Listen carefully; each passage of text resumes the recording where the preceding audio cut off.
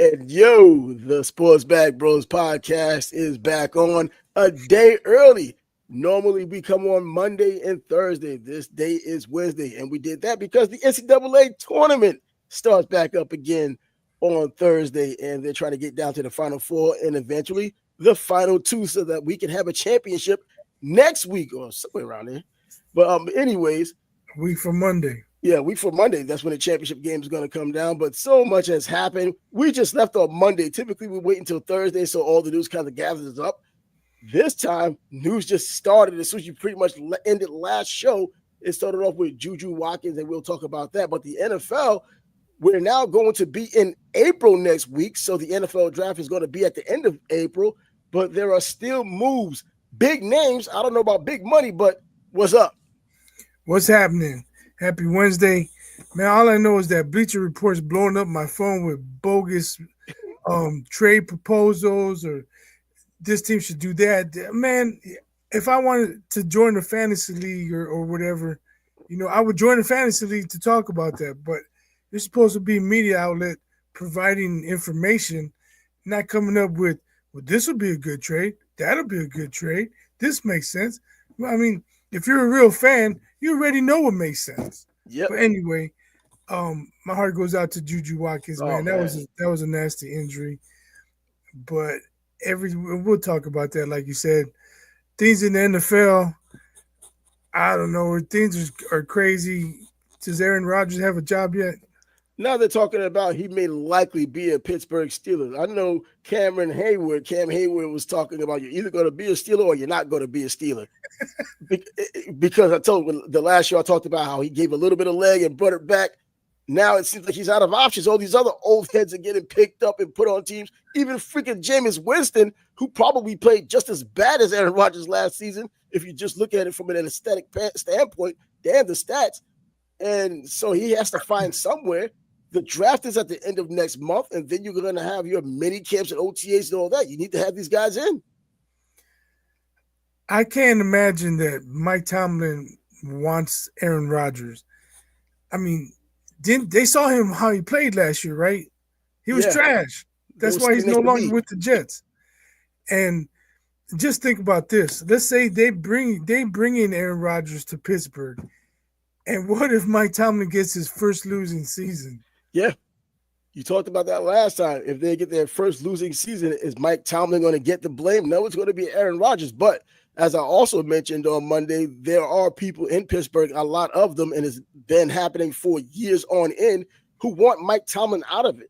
They want him out of Pittsburgh. They act like he can't win the big one. He already has won a big one, but they claim that it was Bill Cowher's players as if we're in college. No, he is an elite coach. He's proven he's an elite coach. The management and ownership, we know they're just a part of the puzzle as well. They pick well. They have sturdy management and ownership for all of these decades. Tomlin is that good. He is a top 3 coach in the NFL. I agree. We've talked about it before. There's Steeler fans out there talking they're done with Tomlin. He needs to go, but he always has them in contention. What else can you ask for? And that's true. Nothing's guaranteed. And there's rarely been a time that I've seen Pittsburgh blow up whatever they had to try to restart. The only time I can remember Pittsburgh just being bad was in the 80s, the Lewis Lips and Mike Merriweather days when they had Mark Malone quarterback and Bubby Brister. That's when they weren't that great. And then, Merrill Hodge came along and things got a little better. But they never really had to blow it up. And this has been throughout their entire history. They've never been completely down in the doldrums. They've only had 3 coaches in their existence. And that's another thing. Come on. And people are still complaining. But I guess when you have a standard that high, this is the way you think. This is the mentality. You become delusional. Even though the NFL has changed and the Pittsburgh Steelers is one of the few franchises that has been consistently doing what they've always done, regardless of all the changes that have been happening. Right. So what else is going on? I haven't really been paying too much attention to the NFL. Well, it just happens to roll around, and you look at the Giants and you wonder what the Giants are going to do because what they're doing No, now. I don't look at the Giants. Well, not you. I mean, generally, if people look at the Giants, I don't think Giants fans after last season are looking at the Giants, but they want to look and see what they're doing in the off season, and you can kind of get an idea, or you think you can get an idea of whatever they're doing in the off season is going to give you a hint into what they may do in the draft at the end of next month, and what the options they have and what they need in terms of quarterbacking. You would think that would be the case, but now they add Russell Wilson. This is not the future. This is just right now, but he gets, I believe, a 2-year contract. They bring in Jameis Winston before that, and now poor Tommy DeVito, forget about it, Tommy DeVito, because if they bring in a quarterback, they're not carrying 4. He's out the door, and he didn't do too much of anything when he was there to begin with. But Jameis Winston, I thought he would be the only option as starting quarterback, because is he really going to compete against Tommy DeVito? I don't think Tommy DeVito is good enough to even compete with Jameis Winston, but then you bring in Russell Wilson. I didn't see that coming. And Russell Wilson says, I think I'm the starter. Jameis Winston's in the class with you, or in the house with you, in the room with you. So does that cause that competitive thing, or does it become something more contentious? I don't know. Tommy DeVito's an afterthought. So do you bring in a Cam Ward if Tennessee doesn't take him? Or I still can't believe it's Shedeur Sanders, or now Jackson Dart, since they've been talking about him climbing the ladder. I don't think that would be a bad move. You bring him in. There's no rush to get him out on the field. You have Russell. He's not what he used to be, but he's not trash neither. You know, he's serviceable. He has Malik Neighbors. That's damn that sure could something help, to worry that could about. help him, right? Yeah. So you bring in a young quarterback and you have Russell tutor him, bring him along slowly. But what about the odd man out, Jameis Winston, who's also there just a couple of days ago, thought he was going to be the starter. Now he's there in second case string. of injury. Yeah, just in case of injury, you'll get him to come in to help you lose the games you probably should have lost anyway, because he's not going to help like he did with Cleveland. And I thought he was doing something big last season. But then I'm wondering, do you get a player like Shedeur Sanders and wonder, does that Deion Sanders element become an issue? If you make him a third-string quarterback, which he should be under that scenario, how long before Deion starts chirping? I mean, seriously, we're talking about a 17-game season. And if players don't get hurt, or if you don't see Shedeur at all throughout the season, because if that's the case, 2 veterans have to go down for him to come in, even with an extra game. That's not a very likely scenario, but it's possible in the NFL. It's a physical game. But does he get a chance to get in? But how long does it take before Deion Sanders starts chirping? Somebody doesn't play the way Deion thinks they should be playing, such as Russell Wilson or Jameis Winston. My boy should get a shot. They're not even giving him a chance. They don't know what they have. You're going to hear it from him. Well, I mean, that's a lot of speculation, considering the draft hasn't even happened yet. But if the Giants did draft him, I don't know that Jameis Winston is number 2 ahead of him. You hold him in much higher. After last season, I kind of lowered him down a bit. I had no choice.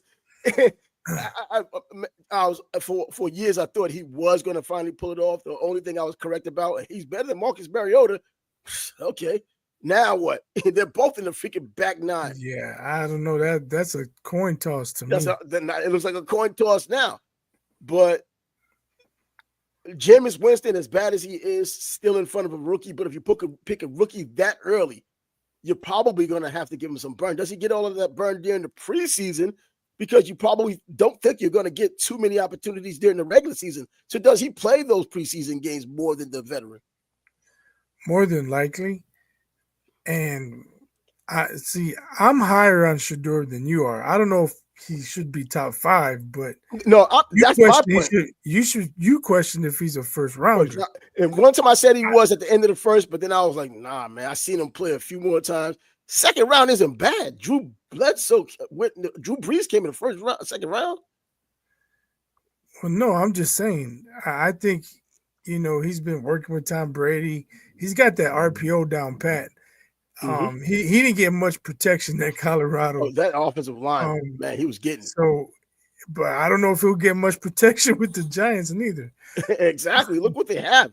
I mean, who's the damn running back on the Giants? You don't even have any real pressure to take over. Unless they make a few more moves, what pressure is going to come off of the quarterback position with a running game? You have Devin Singletary coming in from the Houston Texans, and that's the only real named guy you have right now, at least proven player you have right now to say that, okay, he can hold the fort. We've seen him, and he was consistent. If nothing else at all, Devin Singletary was a consistent player. So it wasn't like he was trash. He wasn't trash. He was just serviceable. That's why he's bounced around like he's bounced around. Now he's in with the Giants, another cold weather team. He was with Buffalo. He was with Houston. Now he's with the Giants. But really, I mean, the pressure, the offensive line has always been a problem for the Giants as of late. And I mean, the last 5-10 years, it seems. And I don't know. So now you have these quarterbacks. And I think Shedeur is there, but do they really go after Shedeur now that you have these quarterbacks? Because the pressure will be on to start Shedeur or give him an inordinate amount of playing time when you probably can't do it with those two guys in front. So do you go after someone like Mason Graham at the defensive tackle spot? The Giants have always been known for their defense. That takes all the pressure off. No more talk about Shedeur. I think when you draft that high in the draft, you have to, there's a guy who can be your future quarterback, you get him. And you look at the two they currently have on the roster. They're both long in the tooth. Oh, absolutely. They're not. Neither one is going to be there in 2027 or 28 probably.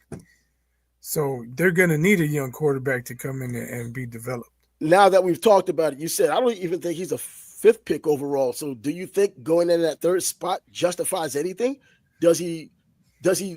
Well, if that's all they have and they need that linchpin at the quarterback spot to have a franchise quarterback, is he the person?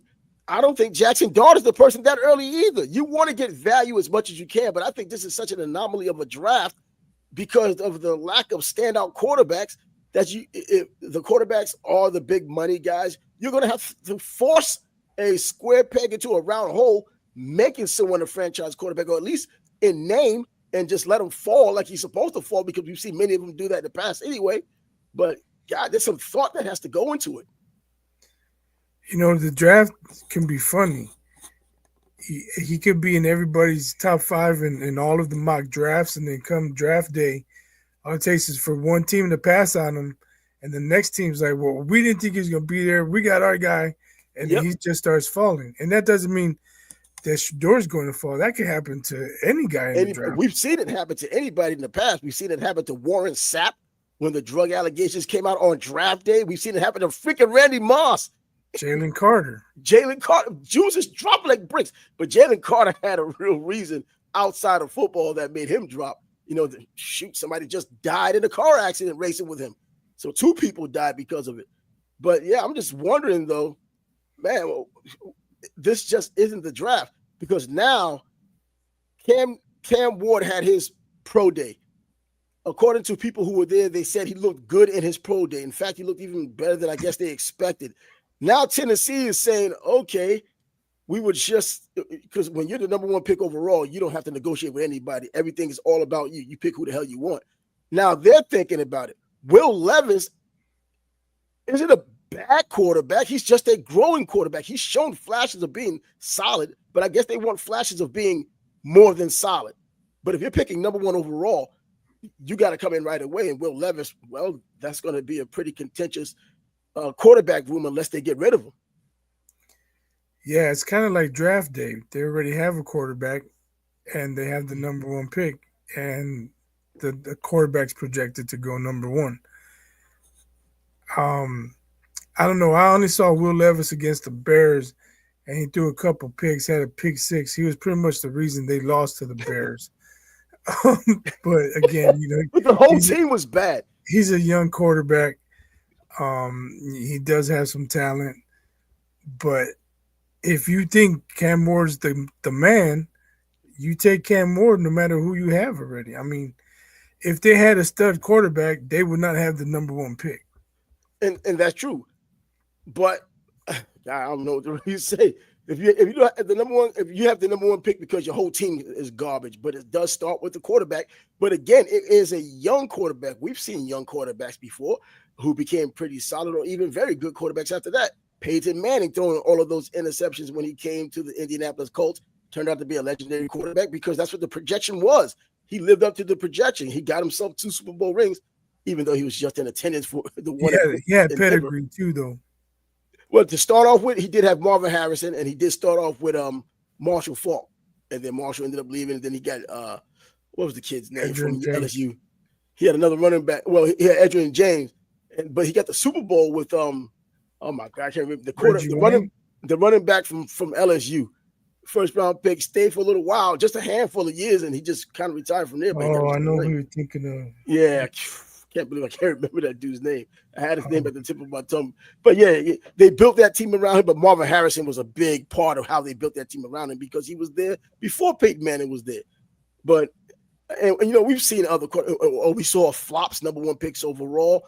Tim Couch coming out of Kentucky. How Mummy's offense made him look like he was a first rounder, and surprise, surprise, he wasn't the first rounder. Couldn't take care of it mentally, according to some people who watched him and kept up with him, and he didn't turn out. But Cam Ward, man, I liked him because he's with the U. I remember him a little bit with Washington State, but as I said in the last show, I watched him run around. I didn't see him play because I wasn't staying up that late to watch Washington State football. But when he came to Miami, we saw enough. But I also saw him still staring down the field when I saw open players and he did not throw to them. And being at the stadium, you could see wide open players and he did not throw it to them. And they talked about, we like the way he keeps his eyes down the field. And then he keeps them down the field, but doesn't throw. That's what the problem is. So they know more than I do, knowing what they need for their team. Maybe it's a different story when they have a chance. He used Xavier Restrepo as his receiver, and of course, that's perfect, a perfect scenario working out for the pro scouts because Xavier doesn't drop like 5 passes in his freaking entire college career.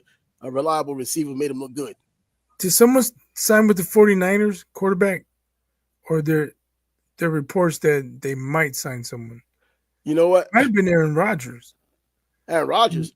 I'm trying to remember. Because I know the Steelers was talking. I know that, but I saw a report 49ers were interested in somebody. I'm like, wow, they gave up on Brock Purdy? Well, does Aaron Rodgers come in to start? I mean, you would think he does because of his stature. He's not better than Purdy. He's not better than Purdy. That's what I was about to say. Do you bring him in to start? Because if so, he has to fight Purdy out for a job, or Purdy has to fight him for a job when Purdy's looking for that huge contract that the 49ers said they're looking to give him. I mean, you can't give him that huge contract and then bring Aaron Rodgers in and then make them compete for the starting job. That's going to be terrible, especially the way he's played. Now, I can see why it makes sense in terms of he's an area guy for all it's worth. He went to Cal Berkeley. It's up there in that San Francisco area. So that wouldn't be bad in that way. Need a quarterback, huh? The Raiders need a quarterback. The Raiders need Aaron Rodgers would be the answer, but they need a quarterback. Yeah, I thought his name was in the mix for a little bit, and then it wasn't. You never really know what the Raiders are up to. They just say things, and when they do things, it's not what you thought, and then the season turns out being what you said it would be, and it's never a good story. So I don't know what the deal is with the Raiders, but these plays come, and the Cincinnati Bengals now said they're trying to work out a deal with Trey Hendrickson. Where's the money? I don't think IOUs work in the NFL, man. But they might be consulting the Dodgers on how to defer for real dollars. Well, I guess they'll have to send Trey to Japan and do some commercials, get some money out there, and see how that goes. Because that's how Ohtani is able to defer all of that money is by doing the endorsement deals, especially in Japan. But I'm sure he gets a lot of endorsement deals over here too. But anyways, the NFL just continues to do whatever the heck it's doing. And it seems like every day is a different story with the NFL. And it's going to be like that. And it's going to pick up because of draft time being around the corner. Next week is already next month, April. So everything's really percolating when it comes to the NFL, or the draft picks and the quarterback situation. I don't know. I mean, college football still going on. Some teams having spring camps, spring games. Some of them aren't. It's all football again. It doesn't give us a chance to even kind of settle into the NBA I don't agree. I mean, there's a lot of stuff going on, but there's no big splash. I mean, No, it's not. Debo, See, Debo, anything meaningful. see, Debo Samuel got traded, but okay, that was 2 weeks ago. yeah, it's That was not a it. big splash, but it's big names just ending up places. Aaron Rodgers is a big name, whether he's playing well or not. Russell Wilson didn't do anything special Yeah, but I last year, mean, but he's a he's big name. visiting here, he's visiting there. Okay, I don't care. When he Oh no, actually signs, you okay, may I not care, but might give whatever a team damn. he ends up with may just give a damn, even though he didn't play very well with the Jets. There was a story about him going to Minnesota and following Brett Favre's blueprint for a second. That didn't happen. So I don't know. I mean, the NFL just making news, and the NFL seems like it's always going to move the needle a little bit, anyways. And then baseball's opening day tomorrow for everybody. You know, the Tampa Bay Rays playing at the Yankees spring training facility, George Steinbrenner You can Field have down like in Tampa. 11,000 people there. Yeah, I mean, I pass by it pretty often. It's a nice spot, but the Not ironic, for a major league franchise. but the irony is, look how many people the damn Rays bring anyway. About 11,000 every Oh, damn game. I don't know. They're near the damn bottom every year, and they're complaining because I guess it's more of an insult to their ego. You can fit all of our fans because when they do play the Yankees, they're all coming from New York or New York fans that are already there anyway, showing up to the games. So they're not rooting for the Rays. The Rays just happen to have a pretty damn good team all the time. It just happens to be. You know, it still trips me out about how, with as little money as they have, they're just that good. Their management, their scouting, all of that must be great for them to still be as formidable as they've been. And I mean, legitimately formidable, going to World Series or getting close to it. They've done that with that little payroll. They lose their players afterwards, so it can't be any type of dynasty. It can't be any continuance, but they lose their players because They they won can't the keep World them. Series. Who? No, they haven't won the World They Series. haven't won it. I know Nah. they got there, but Yeah, they got there. They just didn't win. But, you know, you have the it's going Marlins to be down here. more difficult for them now. You got, you know, the dark side up in New York, and then you got the Dodgers with their $1 billion payroll. Whew, God, and that salary cap. And by the way, well, speaking of salary caps, because we're going to talk about the NBA anyway, the NBA is raising their salary cap 10%, which is roughly $14 million. So, I mean, with the way the players are getting paid now, you're talking about a reserve player, $14 million sitting on the end of the bench. We're talking Bronny James getting $14 million to be on the team. Yeah, I mean, God bless them, man, but contracts in the NBA are a little bit out of control. When you see guys who don't even average 12 points a game getting bags, I mean, come on. Yeah, you're talking about growing as a kid, man. I want to be a billionaire one day. Let me just work on my game. Come on. It doesn't have anything to do with tech. I got some athleticism. I'm just going to work at my game, become a billionaire. And the NBA seems like baseball and the NBA, those are the two sports. The NFL is never going to be like that because they don't play enough games, but they have a hell of a lot of revenue because of those games. But man, these contracts.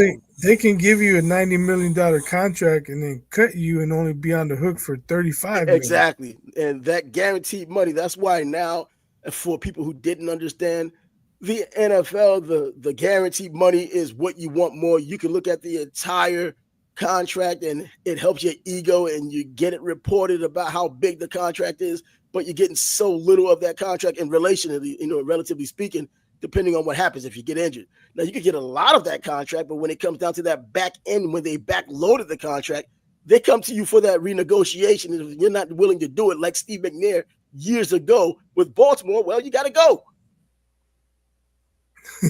You got to go, man.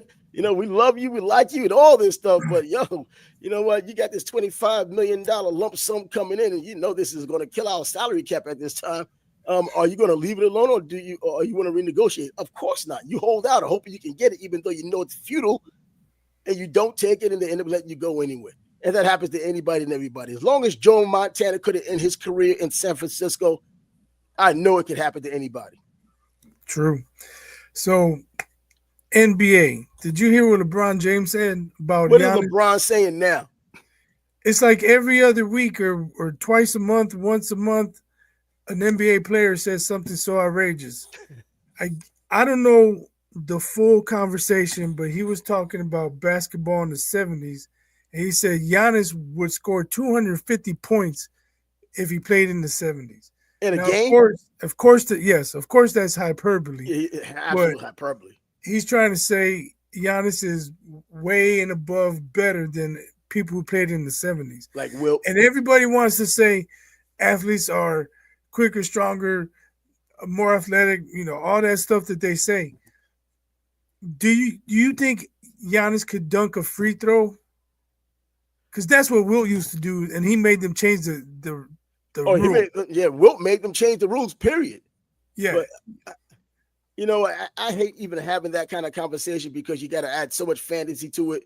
You look at what you have right now with the rules being what they are now, and you look at what the rules were back then and how those players played with those rules.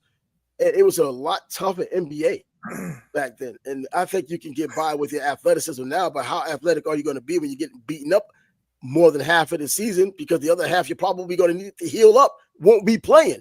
So that's how it was back then. Or even in the 70s when you had those enforcers, Kermit Washington kind of players looking to knock you out. Can you imagine Giannis is giving Maurice Lucas the business? You think Maurice Lucas is just going to let him do it? No. Cook? Nah. He's going to catch a couple of these. I don't think Moses would let him cook. I think Moses wouldn't just stand and let Giannis just do it. Giannis couldn't keep up with Moses. He had too much energy. He was relentless nonstop. He'd have Giannis breathing heavy sitting on the bench. And bruised up, probably with some ice on him. Embiid, these players now are all getting injured. And by the way, speaking of injuries, Dame Lillard with a blood clot. What's up with these blood clots? Wemby has the blood clot. Dame has the blood clot. Years ago, it was Chris Bosh who had the blood clot. What's the deal with these blood clots in the NBA? I don't know. That's a good question. Somebody might want to look into that. That's interesting. Where's Dame's? Because I think Wemby had his in the calf. I think it's his calf. Yeah. That's what about those blood clots. They could travel, man. And I know I hear this old story about Heavy D from back in the day, and they think that the blood clot traveled on him from that long trip he took from London. And when he got back to his not his little place, but his place in Beverly Hills, it kind of hit him then. That's how he passed away. So I don't know, man. I don't know. I wish him well, man. And since we're talking about wishing well, like I said earlier, man, my heart goes out to Juju Watkins. Hopefully she still has a bright future, but that's a tough injury, especially when you consider she wasn't doing anything crazy. She was just driving down the court. Yeah. It's not like D Rose when he jumped and landed wrong, his knee gave out, or she wasn't trying to break somebody's ankles, or she wasn't trying to change directions. She was just going down the court. It was a simple play. She wasn't doing anything out of the ordinary. Nah, yeah, and man, I don't even really know what to say about it because I know I just talked about it last Monday about her waiting to get the bag because she was the next big thing to come in, and to kind of not take the baton, but being that I guess that Magic Johnson and Larry Bird scenario with Caitlin Clark coming in. But look, no one comes back from that injury and they're the same player. I know I'm better than I was before because of technology. You can come back sooner now. There's anomalies involved because even in the NFL, Adrian Peterson came back after blowing out his knee, came back the next season and got $2,000. That's probably never going to happen again. Basketball wise, man, I think there's just, even though football is what football is, basketball running up and down that damn court with that kind of an injury as part of your resume, part of your repertoire, I don't think that's good. You just can't be the same player. Bernard King, first play that pops into my head thinking about that, who completely changed after his knee injury. Right. Before the knee injury, man, Bernard King was a monster. He was he, man? Yeah. Man, he could light you up 40 and 3/4. He had a string of games where he dropped 50. That dude could cook. He was so serious, man, on a bad Knicks team. And then you mentioned, running up and down the hardwood. Yes, football is more physical. You take more punishment. You take more of a pounding. But as far as your knees and legs are Oh concerned, no, that running on basketball. the hardwood takes more out of you than running on grass. Yep, and then even AstroTurf back in the day, because it still had some spring to it. Just when you fell on that, it felt like a rock. But yeah, and then you practicing. They have just as intense practices as they have games in the NBA and the NFL. Everything's kind of in practice. No one's really going as physical as you damn sure do in the regular game. They don't do it in many camps too much, or training camp. They don't go full or out. They try to get a semblance of it, but that's what the preseason games are for. In the NBA, you can guarantee during the practice, dudes is going at it hard. Who is this? Now, do we mention the name because of the algorithm? He has two names. Which one does she prefer, Miss B or the Holy Bee Queen? Let's wonder if that's it. Is it a she? Come on. Vulgar. That's what it is. Let me see. So nice to see two brothers side by side. Appreciate the feedback. Beautiful bitch day. Yeah, you know what? Shoot, it is a good day depending on where you are, because here in Florida, it started really getting hot and the humidity starting up. Spring's already here. I wasn't here when spring came, and I was like, oh, I got back when spring came. In fact, I just realized today it actually is springtime now. So we're looking forward to the summer, but in Florida, period, summertime starts a lot earlier. But yeah, so now we got those issues. And when I heard about Dame, I started thinking what you was talking about a couple of days ago with LeBron using steroids or that kind of thing. I wonder whether they're identified yet or maybe not identified, because they always stay ahead of the curve if they're doing something wrong. Is it something like that could be part of it? Now, this is complete speculation. We're not doctors or insiders, just something to speculate about. Well, I would agree with you there as far as Damian Lillard's concerned. Like, what is there to make somebody even consider that? Whereas LeBron, there's kindling, there's smoke, there's a kindling fire going. Yeah, he hasn't really clapped back at KG yet either. KG's always on top of it. KG's always sliding. At least Mayweather was Pacquiao was threatening to sue Mayweather. And he actually did sue Mayweather. Did he? I think he might have sued either Roger or Senior. I know, so it wasn't Mayweather that had gotten sued. Whatever, he got Floyd to back off from his comments. He's like, I'm not going to say that no more. But what does silence say? He got something to say to Stephen A. Yep. Couldn't even wait. He's got his podcast now where he can say whatever he wants. So why doesn't he respond to a Hall of Fame player saying he's on roids? No lawsuit, no nothing. I mean, he needs to keep his mouth closed, even in private, because if he went to KG in private and said whatever he had said, it would have leaked out. If he told KG, hey, you need to keep your mouth shut because that's not true, you might get a lawsuit, we would have heard about it. And there isn't anything secret too much anymore. The old saying, if two people have a secret, the only way the secret would be kept if one of them is dead. So, yeah, and so we would have heard something by now, and LeBron hadn't come at him. Now, KG is 6'11", and Stephen A isn't. So he picks his battles, I guess. He doesn't want to have to flop for real this time. But the NBA as a whole, all right, this is April. Well, next week is April. Everybody's in position to end the playoffs. I mean, OKC got their 60th win. The leaders of basketball right now, we know how things can change once those series start, but they're looking prime right now.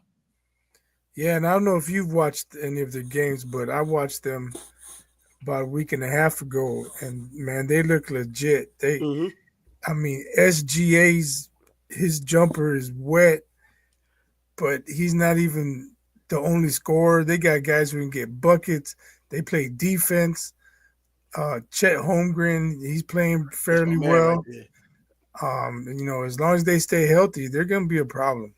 And to think about, they got rid of Josh Giddey. I don't know whether it was because of the BS or they just wanted. They brought in Caruso, and Caruso, he's got that championship experience. Yeah, but Giddey's been doing his thing too a little bit since he's been gone. He's a poor man's Drew Holiday, in my opinion. Who, Josh Giddey? No, Caruso. Oh, Caruso. Yeah, I can see that. But as far as Phoenix is too inconsistent. Yeah, seeing KG hitting game-winning shots or trying to hit game-winning shots. And Sacramento, what the hell happened between last year? I thought they were going on the ascend from last season. I thought, okay, they're gonna hang in with this for the next 3-4 years and probably do something since the Maloof brothers used to own the team. I thought we was talking about the brothers Maloof again. That's a good question. I'm not sure, but now they're like the Bulls West with Levine and DeRozan. Bro, you know what? I'm not even gonna lie, man. When I saw Levine out there, I forgot he was there. Even there, I was watching the video just the other day. Like, wait a minute, Zach Levine is out there. I've been away. That's it. Been away basketball wise, I guess, man. And then over in the East, Boston started off hot. They're still hot, but the Knicks. I mean, you get Hart and Towns triple doubles with the two. Come on, what's going on? The Knicks are putting it together, getting some wins. And it's time for these teams to start taking the game serious, make that final push for the playoffs, get in the rhythm. Seeding. You want to go into the playoffs playing well. You don't want to try and figure it out in round one of the playoffs. And what about this Kyrie Irving deal? He goes on the internet, starts talking the racist stuff. You know how Kyrie's a little deeper than most players. He just says things, and you either take him seriously or you don't. Now, he was just talking about some racist stuff. I know I saw the title of it. I was like, I'll click on it later because you got to take a little bit of time to decipher what Kyrie's talking about. But just looking at what's going on with Dallas, and the CEO is saying how he's going to make it up to the fans for whatever trust they might have lost with the fans for trading Luka. That's not helping this season, right? Who's he going to bring in? That's what I'm wondering. Forget Luka. There's only a handful of players that you can bring in to say, all right, how cool? We don't need Luka. We got this guy. How many? You can count him on one hand. How many players are going to trust him now, or the organization after getting rid of Luka? I thought Luka was a life. I think because as long as Mark Cuban was there and in charge, he's part of the organization still, but he's the minority owner. So he doesn't have the real say-so he had before. I thought he was going to be a lifer like Dirk was, because I thought he was brought in to be just like Dirk. Since the time he showed up, Dirk was brought in and those two were getting it together. They were talking most times. It was almost always about those two, and they wanted to make it seem like those two were going to be, that Luka was going to be there, the next version of Dirk for his career, no matter what he did. And they got rid of him now. There has to be more than meets the eye as well. You don't get rid of a talent like that because of just being a little bit out of shape, well, a lot out of shape. You think he would get it together. It has to be more behind the scenes, just like with Porzingis in New York, when you realize his brother had something to do with him getting traded to Dallas with his demands behind the scenes. Yeah, it almost seems personal, right? No fucking way. I don't know what she's talking about. But it almost seems personal. They went to the finals last year, and it's not like they were the number 1 or number 2 seed. They got hot in the playoffs, and they made it to the finals. So I'm thinking maybe they thought we went to the finals, we should be dominating this year. Well, it's a long season, and Luka doesn't like to play defense. Kyrie's kind of smallish. I don't know if he can play defense, So if they're not in the series and you got the traveling, you're going to different towns, this and that, I don't think they're 100% focused like they were in the playoffs last year. No. And I think they gave up.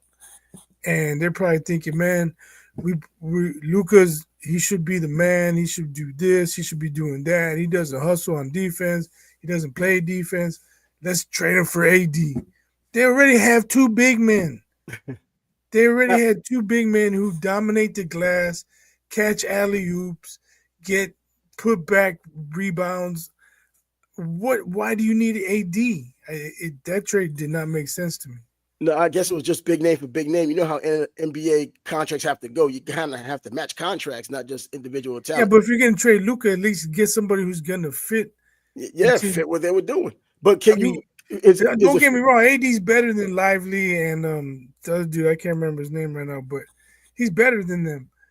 But if you already have 2 guys who fit their roles, now you're going to bring another big man who's going to take one of those guys' roles. It just didn't make sense to me. But wasn't it a case one time before when AD said he didn't want to play center anymore? He wanted to play guard. He wanted to be a guard because he was a guard before, anyways. He has the handle of a Before guard he way back. He just sprouted. grew out of the position. Yeah, before he sprouted. Yeah, Well, before he always says, well, he doesn't want to be called 7 foot. He doesn't want to be a center. I don't know. But I'm saying, going back to the point I was going to make, if you did star for star, isn't AD also a player who can take over a game? I mean, if he's healthy, though, that's the only thing you have to rely on. He can take over a game if he's healthy. I know we got to play the what if game because going by his career, his health is always going to be the issue. But when he's on, he's on. And Yeah, he's on just as much as Luka's on when he was in Dallas. But it's a different type. It's a different dynamic. Luka, It is. he also has great court vision. He gets guys good shots, and he splashes threes. AD can make a three once in a while, but you don't want him shooting 5, 6, 7 threes a game. You want him in the paint. Yeah, and that's true because he doesn't want to be in the paint. And he doesn't want to be there. But I just thought star for star and the ability to take over a game, Luka's done that in the past, even though he has his shortcomings. AD, his shortcoming is injury only because he does a lot of the other things well, especially handles the ball. I don't think he gets enough credit for his ball handling, and he should because he used to be a guard until he sprouted out of it. But the health is still going to be an issue. We're talking this deep in his career. We're still wondering when he's going to have a season where he's not getting injured or injuries isn't an issue. So the NBA just, I don't know, still just chugging along. And Houston playing well this year? Houston got a lot of young talent. Yeah, they bro. I'm glad. OKC.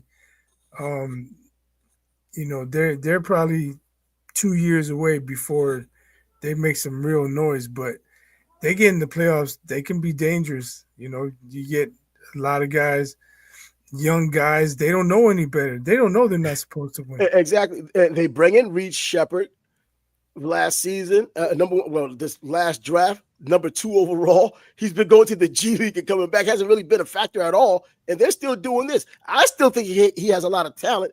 Now, I know before the draft, they looked at some of these numbers because everybody becomes a numbers freak or a geek once these drafts come along, and you saw how he was shooting over 50% from 3-point range. But then you look at the amount of time he was out there, you're like, okay, it makes sense. He wasn't out there long enough to get a decent sample size, but he showed you that he's effective. I thought he was more of a defensive stalwart, someone who's a pain in the ass defensively, undersized, but a pain in the ass defensively. That's why I thought they would get the early returns on with him. And then as he developed his game, I didn't expect the G League to be part of it as a number 2 pick overall. But damn, he down here with Bronny. But yeah, but I think that the defensive part of him is going to get itself together before that offensive part of him, because he is pretty doggish when it comes to that defense, going by what I saw in college. Yeah. Dalton Connect, what's the deal? I mean, I haven't watched enough of him this season. And I'm still thinking more about how they smiled in his face and try to get rid of his sash, and it didn't work out. At the right, that's what I was gonna say. Well, is his heart really in it? Like, you motherfuckers traded me, man. I'm gonna play. I'm gonna try and play my best, but like, is he really playing his best? Like, can he really give it all when they traded you and you only came back because the other dude failed his physical? That's it. If not for that, you're on another team, and they're probably talking at you as just the opponent. Now you're back. Now you get. To me, I think a competitive, especially on that level, they kind of take that as an insult, and it kind of sets that inner fire if it is not there already, trying to prove you belong in the league to begin with. And you get better because he's had some. I've heard about some of the games he's had this year. I mean, I don't know about the consistency, but I've heard that he's had some decent games this year. And this is still his rookie year. He can only get better, you think. Better enough to be another trade piece for the future. I don't freaking know. It sucks if it's like that. But I think, like Tyler Hero, he was trying to figure his way out. He showed flashes until now. He's the guy down there. Yeah. And did you see what they did to the Warriors the other night? Who, the Heat? Yeah. I didn't see. I heard about it, and I hear Jimmy Butler claiming that it was no big deal playing against his old team. They lost by like 30-something. Steph didn't play. He's been out, but still, you got to put up a better fight. You go home to, you play that team you used to be with. Why are they asking Jimmy Butler these kinds of questions anyway? Because this guy's been everywhere. They're acting like this is the only team he's been with. You're going to play against Miami again as if he hasn't been around the world. And you know what I'm saying? Come on. Come on. Well, I don't know. But the Warriors are done if Steph doesn't come back. And I don't even think they're contenders with Steph. Steph would have to go berserk, average like 35 to 40 a game to pull off an upset. And it's possible, but we haven't seen that Steph for a couple of years. And that's true. This is the twilight of his career. I think he goes out there to work because he has pride to go out there and still try to put up the numbers. They're just not going to fall the way it falls. But how about Memphis sneaking their way back into it? Memphis. I'm like, okay. But now it's more Desmond Bane than John Morant. I'm hearing more Desmond Bane than John Morant these days. Yeah, you talk about flying under the radar. Under the radar, yeah. Yeah, they're just kind of quietly going along, winning games here and there. And I think that's good for them.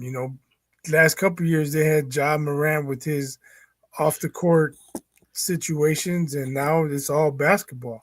Now, but he is still such a talent. I'm just not hearing about him as much as we heard about him in the past.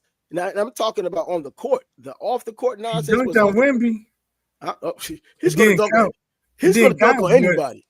No, I know it didn't count, but he got him. Yeah, shoot, man, you dunk on Wemby, man. That's just the post of all posters because the guy has like a 2-inch vertical. It's still down there touching the top of the backboard. Right. He got those long ass arms. But yeah, I mean, Memphis is a team. That was one of my better, if not my best, young team just 3 seasons ago. I was like, this is the team that's going to make it. I had them. I think I had Orlando. I had Minnesota as young teams that looked like they were going to start taking over for these old school teams. And then it just kind of went down the damn drain. And now you got the trades going on with Towns coming to the Knicks. Minnesota's still a pretty damn good team, but not what I thought they would be youth-wise. I had OKC because of Chet Holmgren. Yeah, and I had Holmgren with Paulo Banchero and Orlando since they have that little rivalry going 1 and 2. So I thought those young teams led by those guys would be the ones that we'll be talking about today. And it seems OKC, led by everybody on that team, is the reason why they're where they are. Yep.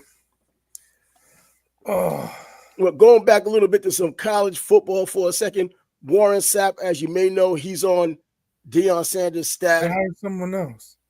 Yeah, but Colorado hired someone else. I can't remember who it is. Oh, so he's not on their staff anymore? No. In addition to Marshall Faulk. Marshall Faulk. Oh, okay. Yeah, so Marshall Faulk is the running back coach. You have 3 gold jackets on your freaking coaching staff. You can't laugh at that. Kids come in, you got to be in awe, regardless. I mean, whether your parents know about the players or not, you know about the players. And Deion has been in the damn press so often, man. You just know he's there. But he said that he came out to Miami first. He went to Mario Cristobal, being part of the U. You know about that family thing Miami has. And he said that Mario Cristobal said, because he just wanted to be like an analyst and, like video analyst and all that kind of thing. He says, my coaches, I want them to do at least 100 hours a week. And he says, I just couldn't do that, man. I'm out. I got to eat. He said, my guys work 18 hours a day. He said, I got to eat. I got to do this and do that. He went to Deion. That's it. Mario Cristobal. I hope he really does hold people accountable like that, because the way things fell apart last year with the defensive coordinator and the defense overall, I don't know if he was working 100 hours. I saw a team getting 100 yards in a quarter. Shoot, that's about it. He might want to hire a guy to tell him to have the quarterback or have him line up in victory formation instead of handing the ball off when the game's over.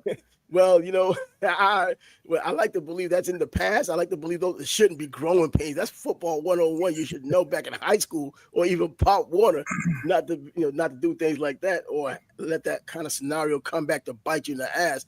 But going back to Marshall Faulk being the running backs coach, what other coach would he be at freaking Colorado? The freaking running backs coach. How much does that really help? I know Marshall Faulk was an outstanding, ridiculous college running back, an outstanding, ridiculous pro running back, but Kevin Smith was a running back that did well in college too. It was at UCF. Marshall Faulk was at San Diego State. Not too much of a freaking difference. In fact, I'll take that UCF team over that damn San Diego State team. And he was the running backs coach at Miami. didn't do anything special. Good running backs were there, didn't do anything special. He's gone. But anyway, Marshall Faulk, it's going to be interesting. 3 gold jackets on your coaching staff. That's a marketing marvel. I just wonder, like, if Marshall's watching the play and he sees a hole, oh, that's where I would go. But the running back doesn't go there, or doesn't have the moves or the quickness to make the move to get to that hole. You know, is he going to be like, hey, why didn't you go to this? None of those guys are going to be Marshall Faulk. Yeah, they'll have to watch the film. I mean, they'll watch the film, and I think I don't know if this is his first coaching job or not, but he's gonna I think that he just that you watch the film and you just kind of work with that guy's instinct instead of your own instinct. And if he hasn't coached before, that's probably something he has to grow into to let them know that I would have made that move, but this guy probably can't make that move. You know, Marshall Faulk ran a 10,300 meters coming out of high school as a high school player, 185 pounds, leg pressing 1,000 pounds. I don't think these guys are doing that. Probably in their sophomore year of college, they're probably just getting around to it. You know, in terms of that leg power and speed wise, that's probably not going to happen. So I think that if he's coached before or if he's reasonable, he's been coached too. He's had guys telling him how to run the freaking ball. Guys, he know coaches he's had in the past that are nowhere near as talented as he is, telling him what he should do with the running with the ball. You know, like Barry Sanders, I'm gonna tell him how to run the ball. You got a running backs coach for Barry Sanders? Come on, man. That's probably the only save money. Don't even need one. For real. But yep. So it looks like that may be about it because college football coming to an end for a lot of these schools with their spring game and spring activities because some of them aren't having spring games. And then anything that you can add with Nebraska, what's going on there? Anything standing out there in these practices they're having? No, I haven't heard anything. But, you know, Coach Rule canceled the spring game because he doesn't want anybody looking at his players.